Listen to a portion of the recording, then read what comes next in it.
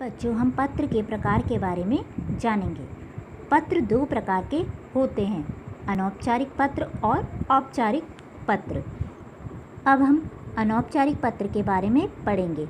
जिन लोगों के साथ हमारे पारिवारिक अर्थात घरेलू संबंध होते हैं, अर्थात ये पत्र हम अपने परिवारजनों को लिखते हैं, उनको लिखे जाने वाले पत्र अनौपचारिक पत्र होते हैं। जैसे हमारे परिवार में जैसे हमारे मम्मी पापा होते हैं, दादा दादी होते हैं, मामा मामी, चाचा चाची, हमारे जितने भी रिश्तेदार होते हैं वो सब अनौपचारिक पत्र में लिखे जाते हैं, अर्थात उनको हम अनौपचारिक पत्र लिखते हैं। अपने भाई को, अपने मित्र को भी हम अनौपचारिक पत्र ही लिखते हैं।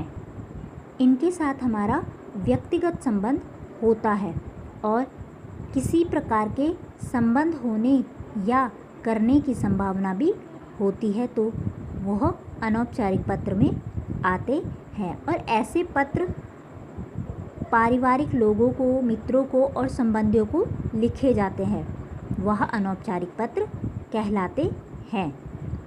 अब बच्चों, हम ये जानेंगे कि अनौपचारिक पत्र के अंतर्गत कौन कौन से पत्र आते हैं।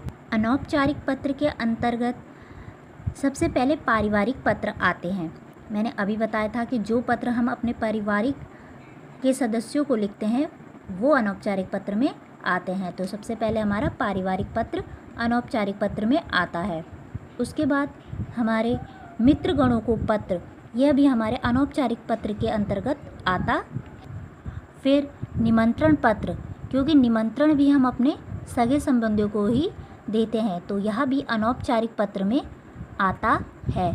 और अंत में है बधाई पत्र, क्योंकि यहाँ भी हम अपने सगे संबंधियों को, जिनसे हमारा व्यक्तिगत संबंध होता है, उनको ही बधाई देते हैं, इसीलिए यह भी अनौपचारिक पत्र के अंतर्गत आता है।